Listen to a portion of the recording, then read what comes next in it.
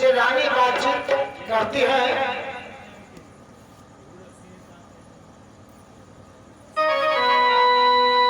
कि हे राजन, क्या ये बात सत्य है जो ब्राह्मण देवता लेकर के आए हैं काशी से, हमें ये खबर मिली है कि बिटिया के योग्य वर नहीं है। तो राजा कहने लगे हाँ ये बात सत्य है।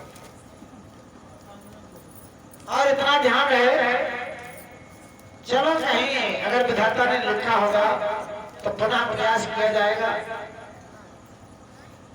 इधर राजा को समझाते हैं रानी को, लेकिन धैर्य नहीं धारण होता है। तो इधर जो दासियां हैं, सखियां हैं, रानी को समझाती हैं कि हे महारानी,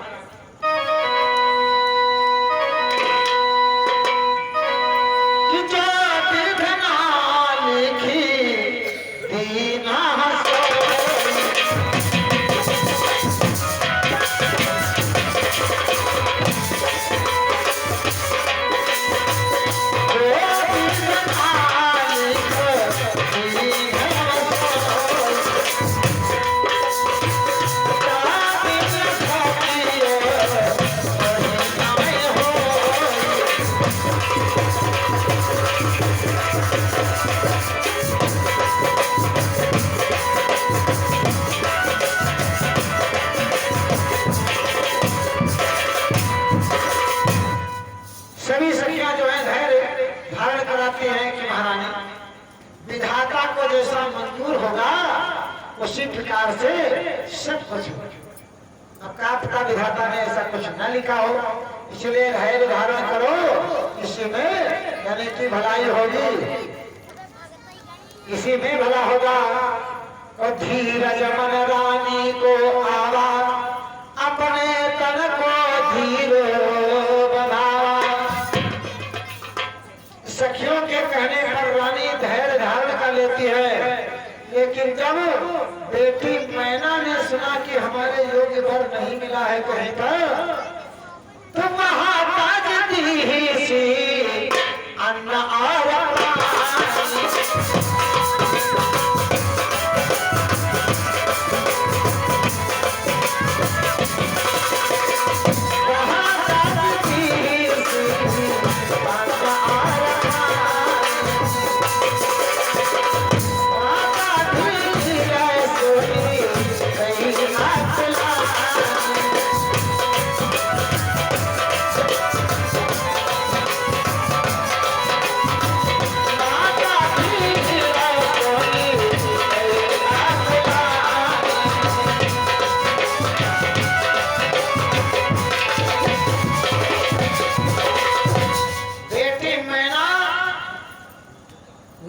भोजन करती है और ना ही पानी पीती है। उसी चिंता में, इतना चिंता में यानी डूब जाती है धीरे धीरे करके, यानी काफी दिन हो गए। और जिसे भैया भोजन और पानी ना मिले तो उसकी दशा क्या होगी, क्योंकि जल ही जीवन है, अन्न ही शरीर है, और जब अन्न नहीं जल नहीं तो ये शरीर नहीं चलेगा।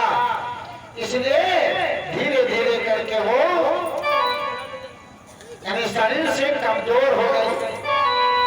जब शरीर से कमजोर हो गई तो एक दिन वो विचार करती है कि बचपन से हम शिव जी का पूजन करते हैं, और लोग भी कहते हैं अगर किसी की कुछ आशाएं होती हैं तो वो आशा यानी भोलेनाथ अवश्य करके पूर्ण करते हैं। तो हमारी मनोकामना क्यों नहीं पूर्ण करेंगे। जो विश्वास यानी करती है कि भोलेनाथ से हम विनती करेंगे, तो भोलेनाथ से विनती करने की तैयारी करती है कि तब मैना मन की न विचारा, नहीं संसारा। अगर हमारे योगी कहीं पर वर नहीं है तो हम शिव की मदद ले। शिव की मदद देने के लिए वो तैयारी करती है पूजा करने की। और जहाँ पर पूजा करने जा रही है वो राजा का ही बनाया वो स्थान है। इतना बड़ा बगीचा है जिस बगीचे में 20 लाख यानी पेड़ लगे हुए हैं। 20 लाख अंकुर परमाना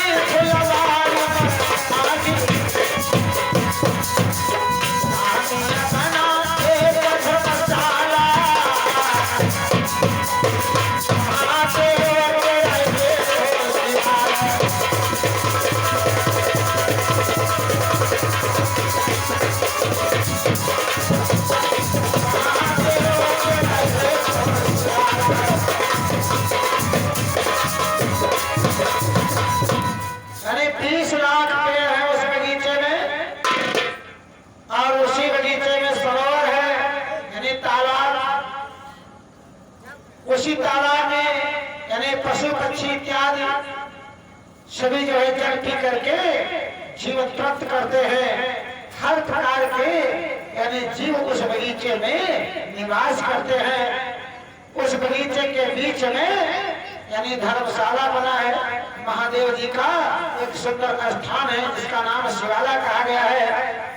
और उसके पास में लाइनदार कतारदार यानी सब फूल लगे हैं कि चम्मन रसो कटी दुर्बीना शोभा जागी परमन बीना गढ़वी पेड़ बेल की पाती भोजन चलिए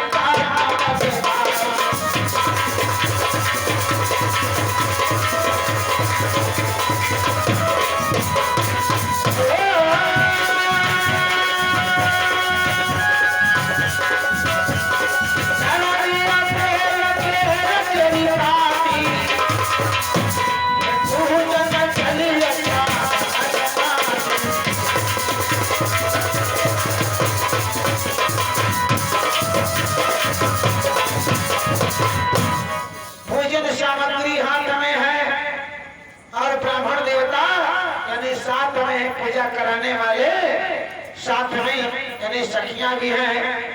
धीरे धीरे करके शिव स्थान पर यानी पहुंचते हैं। तो जैसी जिसकी इच्छा है कि जल पर छने और फूल चढ़ावा मांगिनी जो जी के मन भावा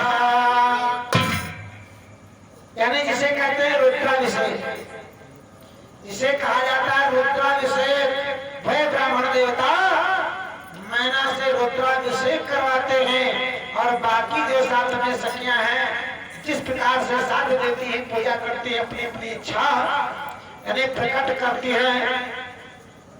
जब यानी रुद्राभिषेक पूजन समाप्त हो गया, जब ब्राह्मण देवता ने कहा कि अब हाथ में फूल लेकर के शिव की आराधना करो प्रार्थना करो जब भी तुम्हारी इच्छा हो, तो हाथ में फूल लेकर के मैना कहने लगी हे भोलेनाथ कि थोड़ी कहिया बहुत तो मचा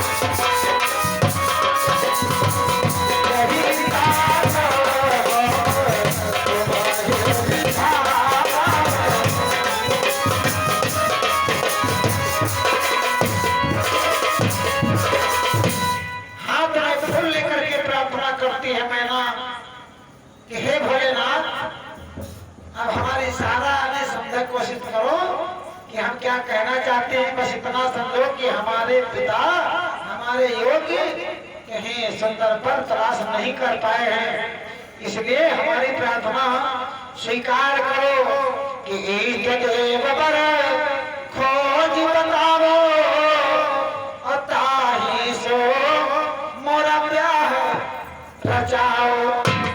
ये है हमारे इष्ट देवता, मेरी मदद करो।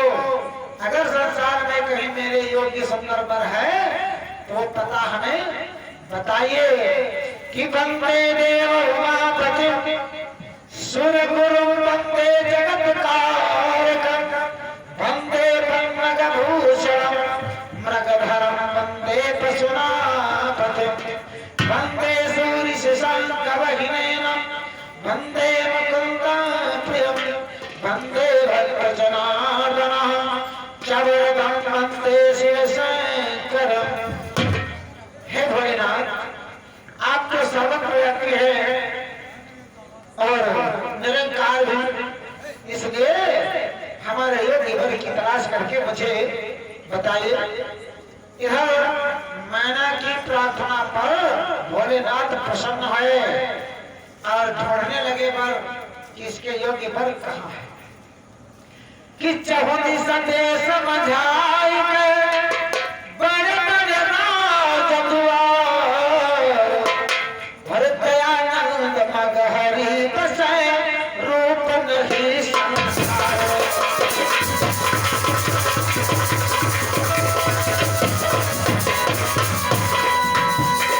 दयानंद मगहरी बसे रूप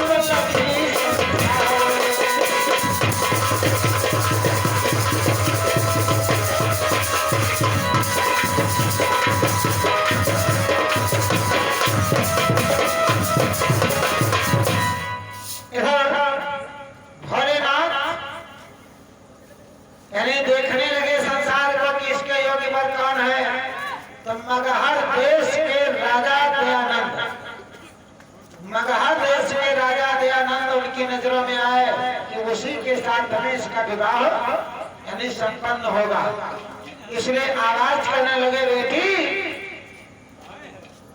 अब काम तुम्हारा होगा, केवल नाम और गांव यानी हम बता रहे हैं कि मगहर नगर के राजा दयानंद जी महाराज उनके साथ में तुम्हारा विवाह संपन्न होगा। कि अब तुम्हारे मन जैसी आवे करियो वही तुम्हें जो भावे। हमारा काम था बताना, क्योंकि तुमने पूछा तो मैंने कह दिया। अब आगे का विचार तुम्हारा होगा। कि चले गए शिव वचन कही मैं नहाई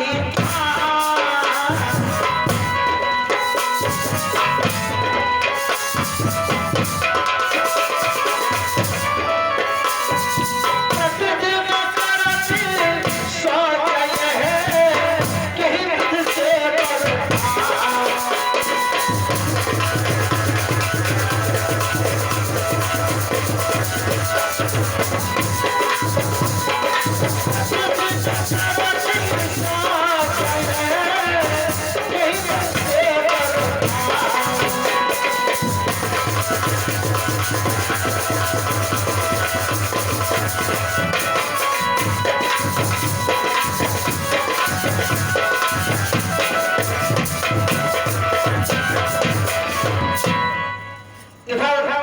भोलेनाथ आवाज दे करके बता दिए।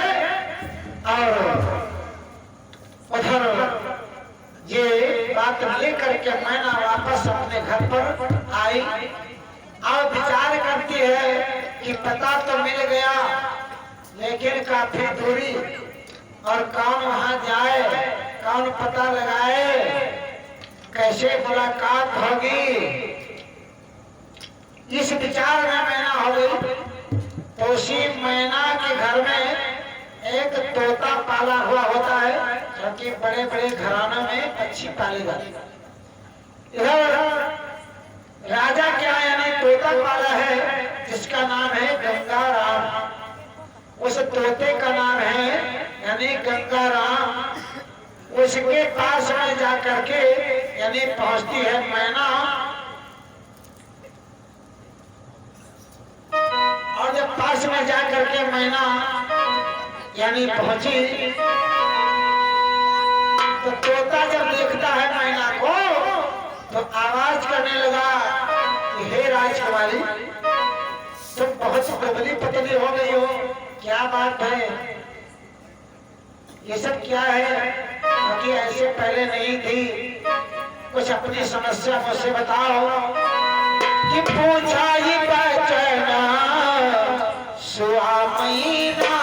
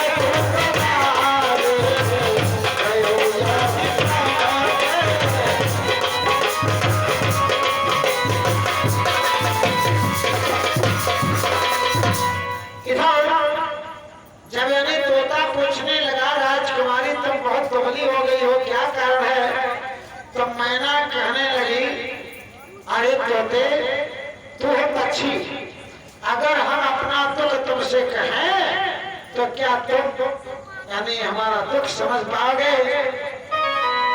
कि तुम पक्षी हम मानुष्य देवी,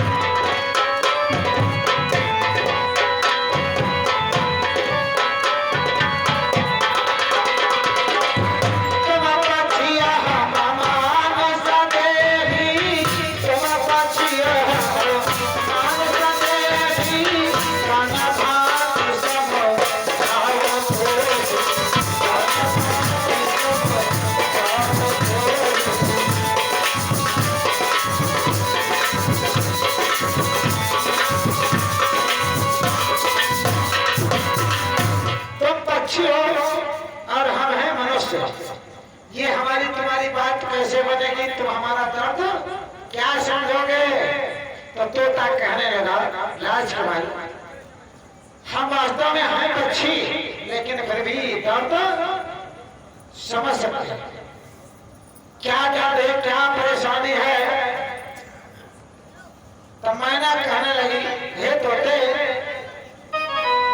कि लाज ने छोट की नहीं सुन पाते मोरी बात,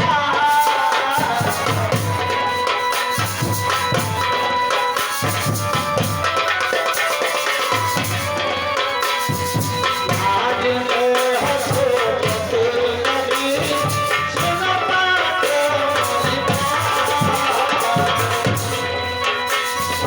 हरि है रक्षा होती नहीं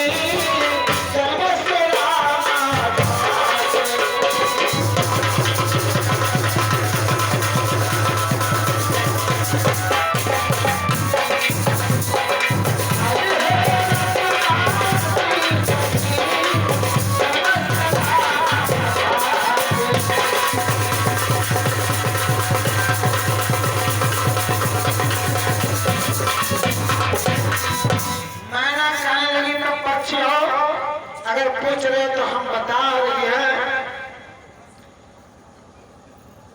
कि हमारे शरीर पर एक कांटा चुभा है, क्योंकि हमारे पिताजी हमारे योग यानी पर की तलाश बहुत करवाए, लेकिन मिला नहीं।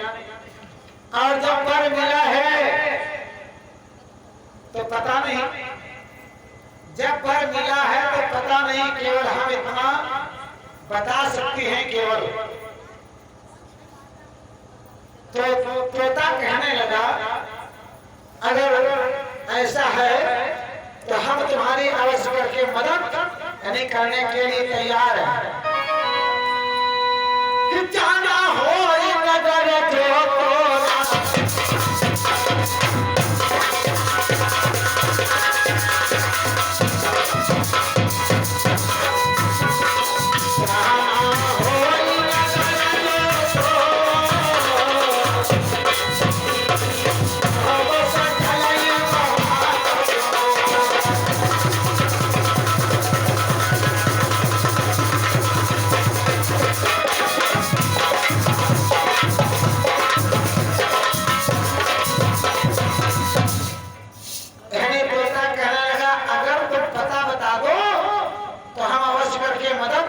यानी करेंगे। तो मैना कहने रही तो दे कि मगहर नगर